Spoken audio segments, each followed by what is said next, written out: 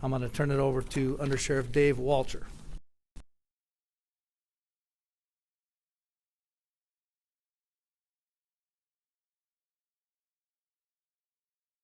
And I want to spend just a moment talking about them, but they are a nonprofit corporation whose mission is to help find missing children, reduce sexual exploitation, and prevent child victimization. This is the great example right here. This is why we do what we do, and this is why what NCMEC does to make things like this happen. And I do want to read he's a vice president of missing children for NCMEC, and he provided this quote. He couldn't be here today, but I certainly want to let you know their thoughts. So the National Center for Missing and Exploited Children has worked closely with law enforcement and Aziz's family since his disappearance, always believing he could be found in family abduction cases. And it can be difficult to garner public attention, but we knew that national media coverage was crucial. Aziz could not have been anywhere, could have been anywhere. Thanks to the deputy's keen instincts and the attention of both law enforcement and the public, Aziz is now safe. We know family reunifications can be challenging, and as Aziz and his family reconnect and heal, NCMEC will continue to support them. I just have to stress, this is about partnerships right here. It's partnership with our federal government, the United States Marshals in this case, partnering with NCMEC to bring this to closure. And it's just a remarkable story. There's a lot of work to do, but it doesn't happen without good partners out there, so I certainly appreciate the work by all involved. So I would like to introduce Douglas County Commissioner Abe Bladen at this time. Thank you. Thank you, Under Sheriff, and Marshal Taylor. My name is Abe Bladen. I'm the chairman of the Board of County Commissioners in Douglas County, Colorado. And make no mistake, a family is being made whole because of the great police work of the people behind me in the Douglas County Sheriff's Office. We are so committed to public safety in Douglas County and that critical partnership that the Undersheriff represented between the federal government, our state partners, and our local sheriff's office. Douglas County is a place where quality of life comes first, and that begins with public safety. No other county in the state funds public safety like Douglas County, and we're going to continue to do that. Thank you. Deb? Thank you very much. And before we open it up for questions, and they're happy to take questions, we did want to show you some clips from body camera. You can show you, direct your attention to the monitor here. We'll play the video and I'll walk you through it a little bit. It started again in daylight in the middle of the afternoon with a trespassing call. Criminal trespass.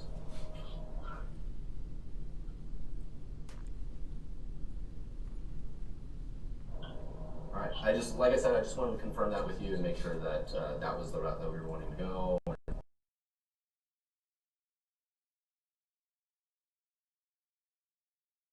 Trying to make sure I'm going down the proper channels. And here is our deputy trying to determine all of the fake identities he's been given. That person's ID. Well, we don't know because there's well, what's the Georgia driver's license? That the number comes back to a lady born in 1921. It's a lady. Yeah, born in 1921. And here they are on scene, putting their heads together, trying to figure out what exactly they were dealing with. And by this time, there were several deputies on scene, getting multiple stories from the suspects. And next you'll hear from one of our deputies who is tracking down the vehicle, which is also suspicious.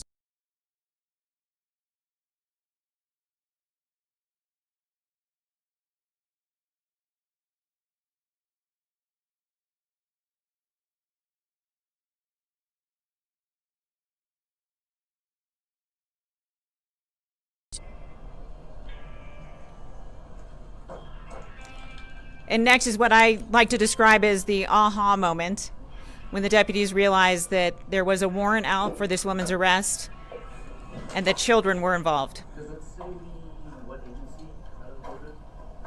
Georgia is the DL. Hang on, this is a I can see if I can get in contact with whichever. Oh, interesting. It's a 19 warrant updated in 23. So they probably. So is this a rental or they buy? Yeah. So it's to an alias that they've given us, the dead guy. It's written, the dead guy that he says he is.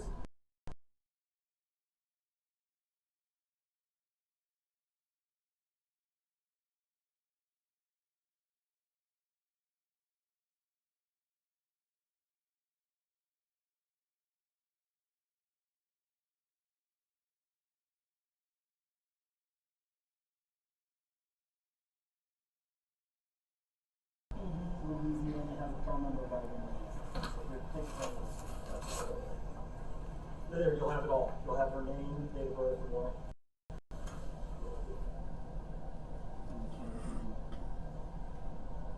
Yeah, what we need to do is figure out what kid is missing. Oh, well, we haven't run the kids yet. No, we haven't.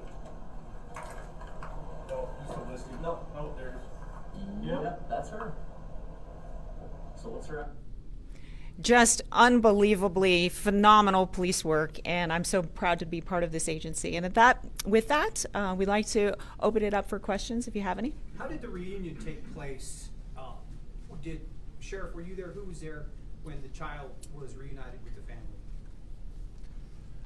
That process is still ongoing. It's going to take some time for them to get to that level.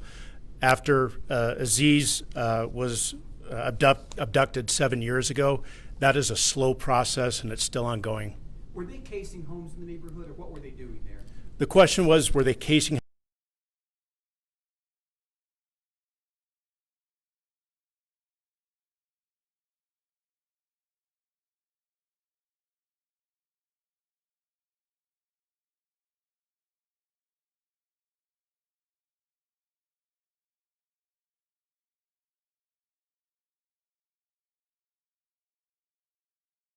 He's contacted the child in the driveway. The child immediately called the two people inside. So we believe that the child was actually coached on what to say if they came into contact with law enforcement. Was he going to school? Was he enrolled somewhere, or was he living under a different name? Did he know his name was Aziz? I don't have that information. That's still under investigation. Sheriff, what was the interaction with the family like? The interaction with the family, the father, it was actually amazing. I got to meet with them for about an hour yesterday in my office. They explained the story to me about how this started.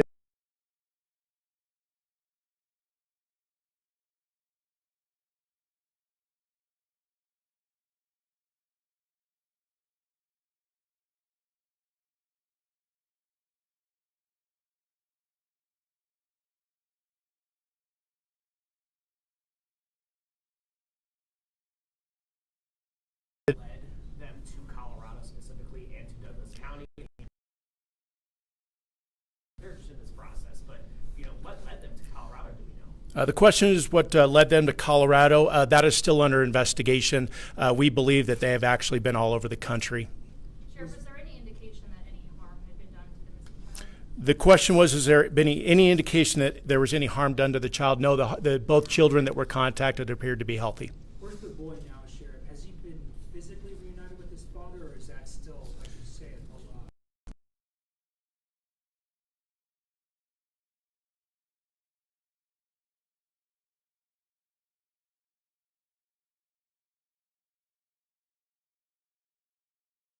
And who was arrested played in all of this?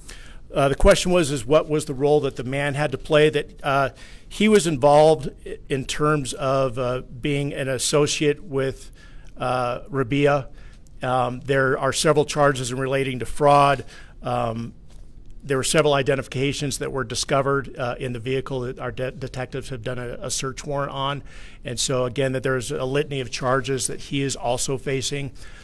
Both suspects in this case are being held in the Douglas County Jail, each with $1 million bond. would this be a state charge, or would this go up to a federal level case too? I'll let the DA, DA Brockler, do you want to take this one?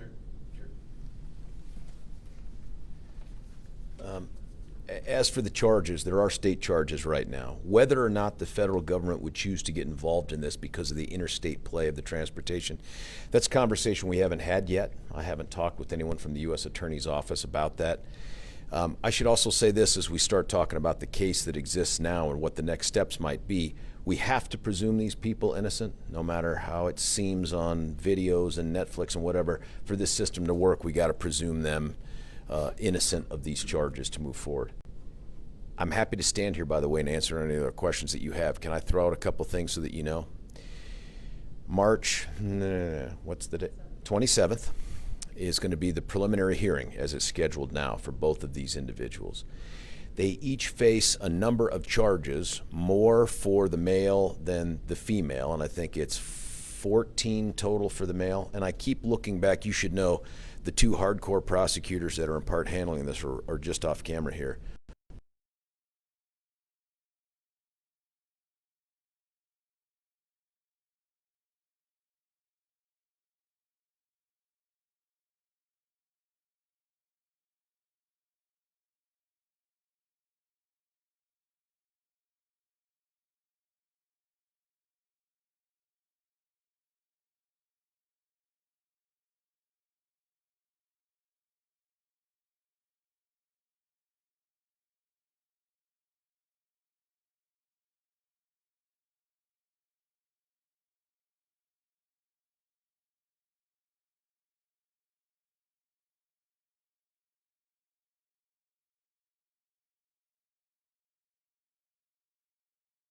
About the fraud and the ID stuff and all that. Jeremy? Is it possible that there could be charges filed in Louisiana too?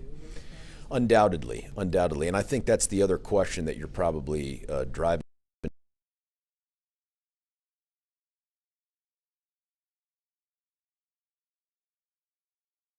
Have a warrant for him. There's a hold on her. And the question is, well, what do we do with that? And so having conversations with our counterparts in Louisiana matter. I will tell you, practically speaking, from experience, it would be unusual for us to not resolve this case first here and then send them on. Once you lose control of somebody, anybody in the system will tell you that you very rarely get them back. So whatever we have going on here, my focus will be to try to get as much justice as I can out of that in the context of the case that we have, and then probably figure out a way to get them where they need to be to address those charges. Without getting into too much detail with the other child, I know you have to protect his privacy. What was the relationship of the other child to the man and to the woman? And were they a couple? Would you characterize them as a couple, Sheriff? I'm not going to be able to answer that question at this time. Do you know Yes. how long they were in Colorado for? I do not have that. I know detectives are working on that. How easy or how hard is it to stay under the radar for this long period of time without some kind of blimp somewhere?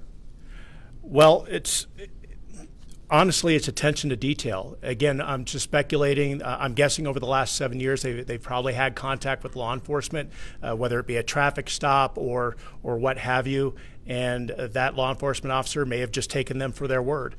We have IDs that were being used. Rabia in particular, she claimed not to have identification. And so that's what's so great about this is our deputies and our dispatchers, they knew something wasn't right, they were following their gut, and they investigated further. They just didn't take it on face value and take the easy way out and move on. They dug and dug and dug for about 5 hours until they could figure out what was going on. I'm also proud of the fact that our deputies, while these two kids were in the middle of this, when our deputies are trying to figure this out, they went to a neighbor's house near the scene and they got food. They were watching Blue's Clues. They were keeping this kids occupied so they weren't in fear about what was going on. I'm just exceptionally proud of the work of my deputies. With these IDs and everything, is there a way to backtrack to see maybe they may have been stopped or questioned or whatever before? 100%. The question was is to backtrack on identification and everything else. Our financial crimes detectives do this for a living, and that's part of this investigative process as they will dig down, figure out when these IDs were used, where they were used, what names they were using, when they were using them. So there's a lot of work ahead of us. Sheriff, what were they doing in the neighborhood? I have spoken to someone who encountered them and have an idea of some of the things they were doing. But what do you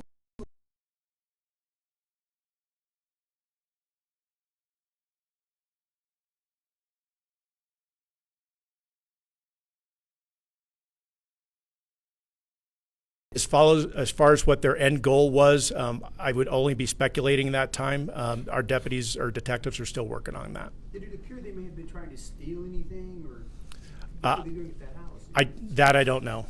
That I don't know. Have you guys seen any Ring doorbell video that might have seen as they moved about that neighborhood and what they might have been doing? And I know you can't show that to us, but can you tell us what that video shows? That is standard for our detectives to do that on any type of criminal cases, to gather Ring doorbell footage and things like that. That is still being reviewed, and I can't comment on what they have seen. Thank you. Is she showing any remorse about this? The mother had made claims to her original claim to authorities in Louisiana about making allegations against the father, and that was her claim is why she left with Aziz.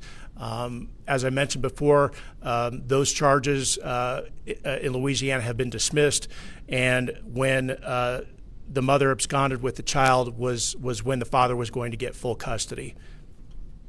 Who was at the reunion? The father, not the reunion. You said you spoke to the father. The father was here in Colorado, is that right? That's correct. And who else was there? The father, and who was in that office with you? Can you say? I'll just say members of the family. Okay. Can you talk about you talked about the long process, the reunification process. I would imagine you have maybe Child Protective Services present, maybe some other state level, social workers be part of this process, Sheriff? That's correct. It is a slow process. Again, this father has not had contact. He told me for like a total of 9.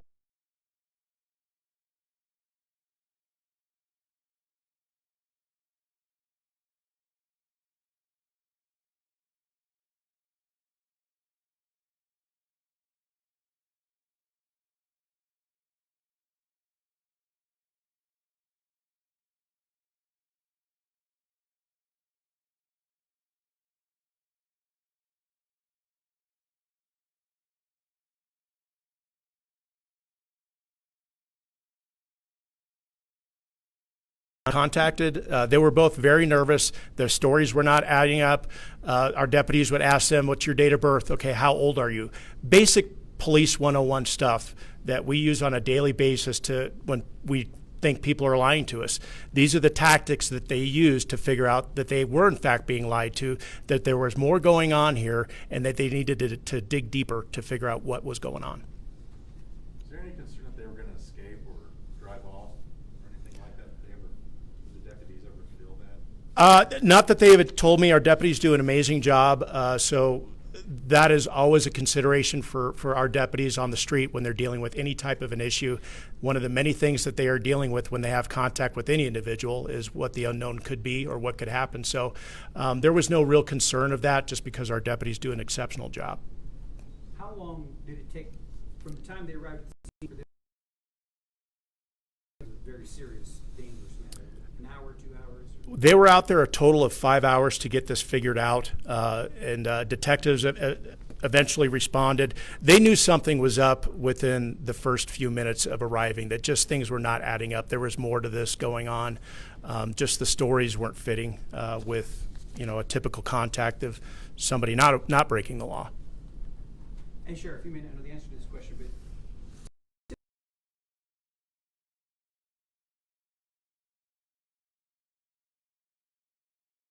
I really can't answer that question. I think it's going to take as long as it takes. It's a slow process, and they're going to take their time to do that.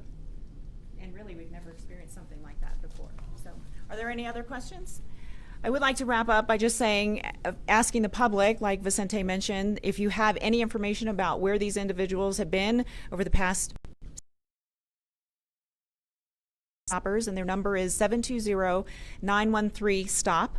That's 720-913-7867. We would love to hear from anyone who might have information that could help in this case. And also, we'd like to thank our media partners for being here and helping us to share this story and to get the word out. okay, and I'll ask you this one last question. Yes. Would you consider, just as a public information request, is there any way we could see body cam video of that blurred out of the children at the scene or perhaps? We are not going to release that at this time. We have a case to prosecute. Well, the district attorney has a case to prosecute. We are happy to provide the clips that we showed you here today of the moments really highlighting the work that our deputies did. So we'll get those to you after this news conference. I expected you would say no to the first part of my question. Thank you for asking, though. I have a simple question. I mean, just generally, you kind of lauded just the national spotlight that the story has followed. I mean, now that Douglas County Sheriff's Office has found themselves in the middle of this, you know, where do you guys see yourselves in the national spotlight when it comes to this? You said you've never dealt with something like this, so now where do you know, how do you guys want to respond to that national spotlight if you're going to get it? You know, I'll be honest with you, I'm blessed to be the sheriff of one of the finest law enforcement agencies in the entire state of Colorado. And I say that everywhere I go. We simply go above and beyond every single day that we come to work. Whether you're a deputy sheriff on the street, whether you're a dispatcher, whether you're a detective, the expectation is that you go above and beyond. And the expectation is if something doesn't feel right, follow your gut. And they do that every single day to keep this community safe, 24 hours a day, 7 days a week, 365 days a year.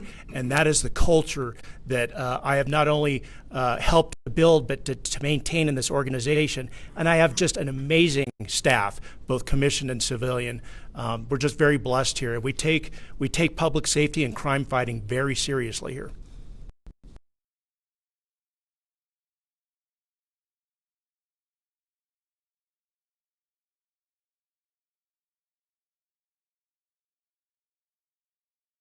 Yes. And one other thing, if you have questions for the family, if you'd like to request an interview when they're ready, if you could put those requests through the National Center for Missing and Exploited Children, we have that information for you, and they will compile all of those requests. But again, we do ask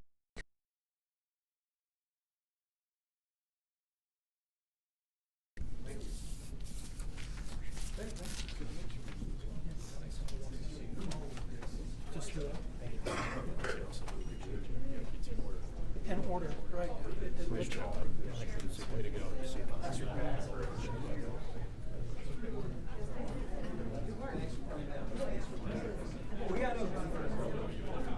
Oh, yeah.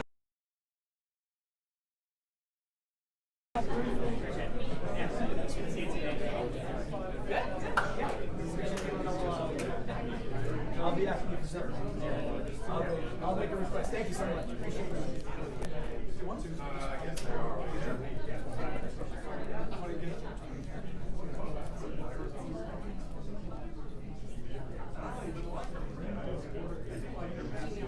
No worries. I'm just.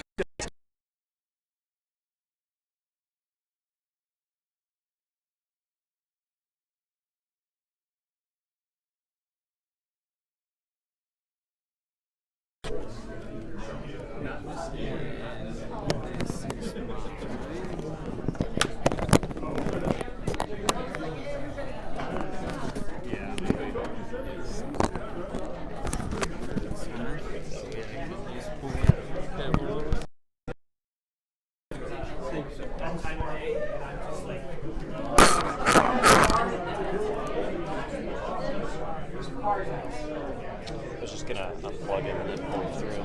Yep.